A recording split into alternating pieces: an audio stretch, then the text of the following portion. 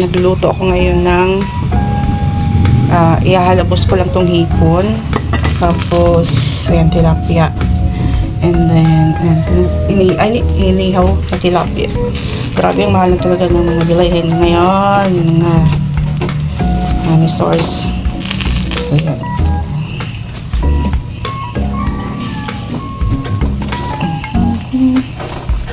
Tapos bumili din ako ng kalbos, okra. Tapos bumili si Mr. Capo ng itlog na maalat.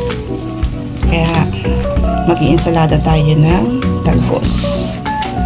Partner nitong ating niluluto. O, diba? Slow cook lang yan. Huwag natin masyado. Hindi ko na masyadong pinapaypayan kasi para hindi yung slow lang yung pagkakaluto niya.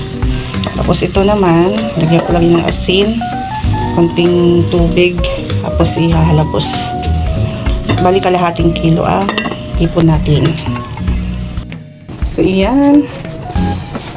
Ayan. Ganito lang yung pagkakaluto. Dapat paghalabos ng hipon. Konting yan. Huwag masyadong lutong-luto. Tapos overcook kasi didikit ang malat dun sa laman. Saka hindi na siya masarap. Ganyan lang. Ano lang nilagay ko? Asin lang. Tapos mahinang-mahina lang yung apoy. Ito na yung pinakaluho namin guys, mga pagkain, sa pagkain. Kaya dito lang talaga sa bahay. Bihirang-bihira kami lumabas para kumain. And ayun, si Mr. madalas kasi kami lang ni Mr. lagi nandito sa bahay, or madalas talagang ako lang kasi si Mr. ay nagbibiyahe ng tricycle tsaka nagsiservice sa school. So kung ano yung niluto ko sa umaga, kapagkain na namin yan ng gabi ni Mr. Tapos kapag nandito yung mga anak namin, yan, sinisikap talaga ni Mr. na magluto ng masarap na ulam. Magluto ako ng masarap na ulam. So ito, request ko ng aking bunso. Since yung bunso ko lang ang nandito kasi nga yung isa kong anak may ganap din. Busy sila pareho sa mga ganap nila sa buhay. Mga malalaki na rin naman sila. So yung bunso ko, busy sa kanyang school at trabaho. Yung anak ko namang panganay, busy sa kanyang trabaho at sa kanyang parating na bagong journey sa kanyang buhay. So, iyon. Antayin ko lang yan maluto. Tapos, mamaya, sabay-sabay kaming tatlo kakain kasi yung bunso ko lang ang nandito. Yan, luto na yung okay na yung hipon. So, inoff ko na yan and yung init lang niya ang magluluto sa kanya. Tapos, magpe-prepare naman ako ng insaladang gulay. Pero, lilinisin ko muna itong aking pwesto. Kaya, nagsalang naman ako ngayon ng tubig sa kawali. Lagyan ko lang ito ng asin. Kasi dito ko pakukuluan yung okra. Tapos, iba-blanch ko naman yung talbos ng kamote. Bale, pumili ako yan. Talbos ng kamote. Tapos, yung okra na 5 piraso. Mahal na talaga ngayon ng gulay. Tapos guys, kung maniwala kayo sa hindi, 24 pesos. Ito, 2 kamatis na ito. Tapos ko. Tapos, mayroong itlog na maalat si Mr. na nabili. Nabili ni Mr. ng itlog na maalat na 10 piso ang isa.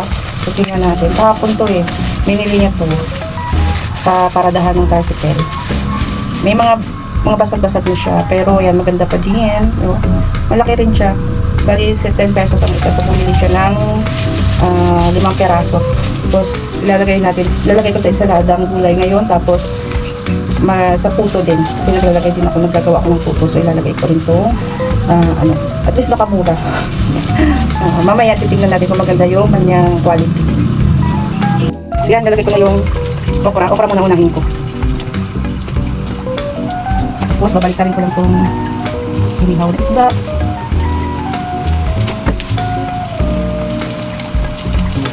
Dito ako sa loob ng bahay iihaw kasi Sabado ay Linggo ngayon, siyempre mga kapitbahay ko mga marami silang fine, so hindi tayo pwede mag-ihaw sa labas. Yan, pakukuluin ko lang yan, palalambutin ko lang yung okra. Kaya titignan ko lang kung hindi na yung ating okra. Since hindi pa, kasabay ko nilang itong kamote. Pa-blanch ko lang naman itong kamote. Sabi natin yung kamatis kasi baka mainitan. Request to ng aking bunso. Pag insalada, ay po, Nag-insalada daw ako ng talbos. So, dahil bihirang-bihira lang talaga namin makasabay yung mga anak namin sa pagkain. So, sundin natin ang huling. Yan, okay na yan. Tapos, ipadadaanan ko lang to ng mainit na tubig. Mainit na tubig. Running water. Para hindi siya ma-overcook. Kasi mainit pa yan. Sayang. Guys, kaya nagkaganito yung aking pang steam sa sa rice cooker na idikit sa ito na idikit sa somewhere na mainit na napatagal.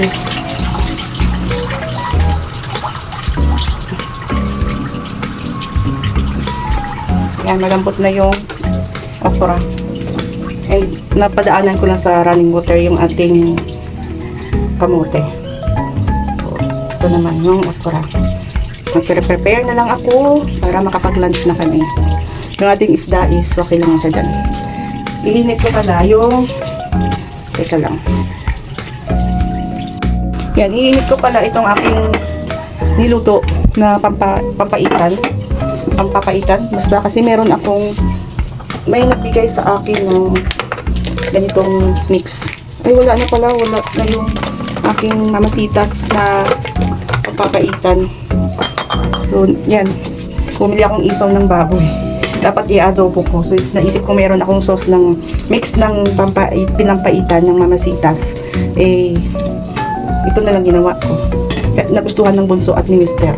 So, yan yung aming sabaw mamaya. Ayan, ano ko lang siya. Iinit ko lang siya dyan habang nagpe-prepare ako ng ensalada.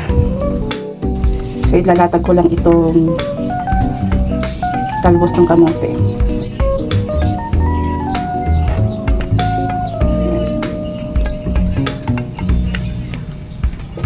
Yung ating okra. Ganyan lang siya.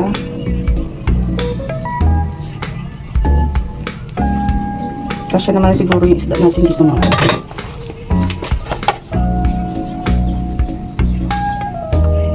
So, ibabaw ko dyan yung kamatis, itlog na maalat, at yung isda dito.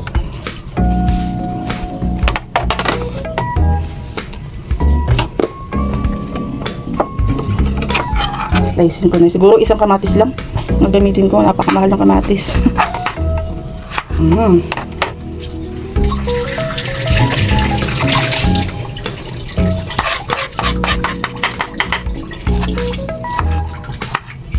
Tuwain ko lang yun ng maliliit para makain talaga.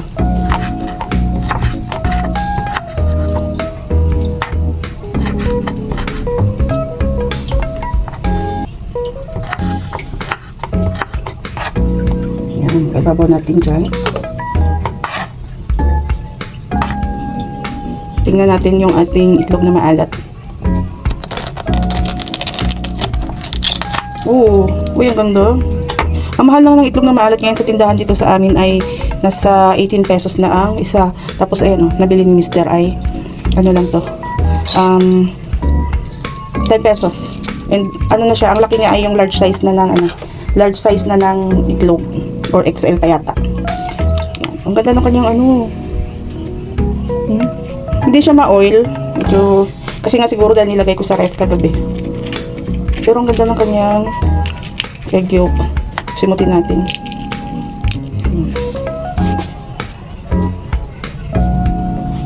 Ayan. Ang ganda ng egg yolk niya, guys. Medyo ano lang.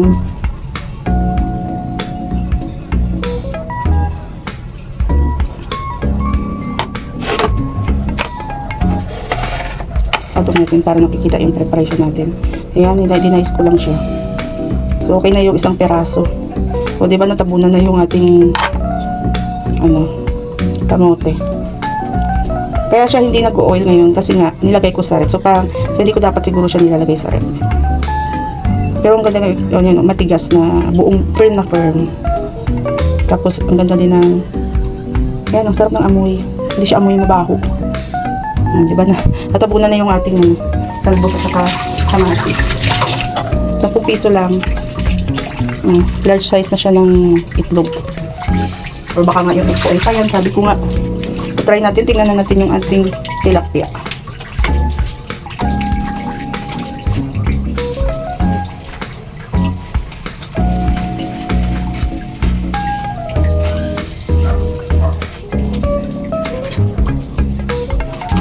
Yan ang sinasabi ko. Ilagay natin yung tilapia natin dito. And magagawa ako ng, meron kasi akong bagong alamang. Yun yung magiging sausawan. At meron din akong bagoong isda.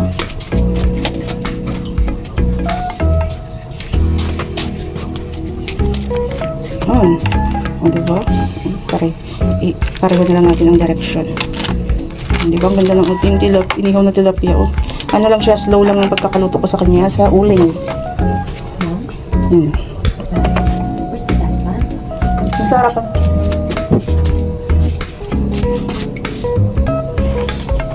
Yan yung aking simple lang preparation kasi kakain. Kami lang din naman ng kakain. Ayan. Tapos mayroon akong bagong alamang. Ito yung aking bagong alamang. Ito yung dinamos sa ibang Ilonggo. Niluto ko, bumili kasi kami nung umuwi kami sa Iloilo ni Mister, nagbakasyon. Ito yung binili namin. Dito ko lang siya ilalagay. And paunti-unti, nagluto ako ng 1 kilo and paunti-unti ko lang ilalagay sa ganito para hindi masira kaagad. Pero hindi naman siya masisira kasi madaming preserve. Yung natural, may asukal at saka suka. So, hindi siya basta-basta masisira. And nasa ref lang siya, yung marami. Nandun lang sa ref. Tapos, yun. At yung hipon nga pala, nakalimutan ko sa siya ilalagay. So, ayusin ko, i-arrange ko ito. Maliit lang yung ating lagayan. So, dito ko ilalagay ang ating hipon. So, yan, dito ko na lang ilalagay ang hipon. Nagtira ako, guys, kasi malamang nagtira. At mamaya, yun na rin ang ulam namin ngayon gabi. And hindi naman kami masyado kumakain sa gabi. So, yan. 1 meal na heavy meal kami a day. Lagi. Yan. Sa gabi, hindi na masyado kumakain. Parang ako lang yata ang kumakain. Kasi nagiinom ako. Mayroon akong gamot na tinitik. Kailangan akong kumain ng konti. So, yan. And ito, hiwalay ko na lang yung ating bagoong. Ito na yung aking na-prepare na seafood and salad. Ensalada platter. Wow, platter. May pa-platter si madam. Yan. Tapos yung ating papaitan doon sa sabaw nila. Kain na kami. Maya-maya magpe-prepare lang ako ng aming lunch ng table.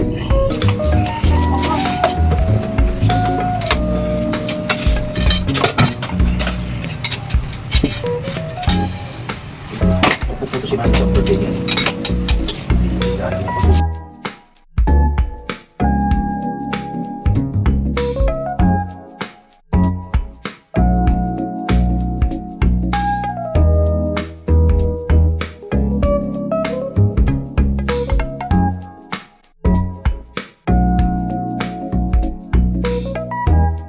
Sabi niya. Sabi niya? Susunod ko. Ayun. Sabi niya. At the buhay na. Dito. Pwede ko pagtanong. Hindi. 5 o'clock. Hindi ako tutulog. Sabihin, nakaroon ka ng gaya ka dito pag no? Pwede ka mga arawan.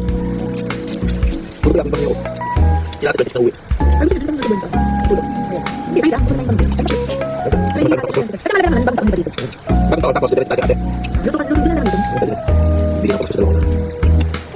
Sabihin natin. Hindi tayo babasa Hindi tayo babasa katala. Pero pwede ka na yung... Hindi kayo nasa nagkala. Hindi naman yung pababay. Ano na naman sila? Bakit sila hindi sila nabaanin? Kung sila nag-12? Ayun, sabi natin dito sila. Hindi ka na. Ako na. Ano na sila? First pass ko. Ayaw na ako pupunta doon. Okay lang naman, pero bagong taon dito. Hindi sila mag-12 sila doon. So, balik tayo. Hindi, Ano na yung mamalengke? Hindi ka natin natin ng